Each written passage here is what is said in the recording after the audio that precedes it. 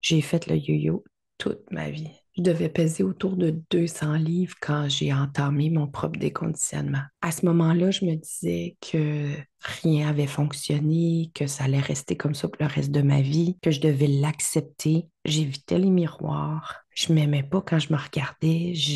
J'aimais ma tête, j'aimais qui j'étais dans ma tête, mais j'aimais pas la réflexion. C'est comme si la réflexion dans le miroir, c'était pas moi. J'étais heureuse, mais j'avais tout le temps un sentiment que je passais à côté de ma vie, sans savoir c'était quoi exactement. C'est comme si je savais que je pouvais pas être épanouie, que c'était pas possible pour moi, comme si mon poids était une fatalité que je pouvais pas changer. Je me disais que pour moi, c'était pas possible. J'étais pas bien dans ma peau. Puis il fallait que je l'accepte pour le reste de ma vie. J'étais quelqu'un de bobli, puis il fallait que je l'accepte, c'est tout. C'est ça que je me disais. Et là, du jour au lendemain, tout a changé quand j'ai réalisé qu'on pouvait ouvrir une porte dans notre tête. Je l'ai d'abord fait avec l'alcool, puis 2 ans plus tard, je l'ai fait avec la surbouffe. Puis depuis ce temps-là, je suis devenue une spécialiste du déconditionnement. Je fais perdre tout le surpoids à mes clientes. Je l'enseigne de façon très accessible et je garantis au argent remis le résultat. Ça marche tout le temps.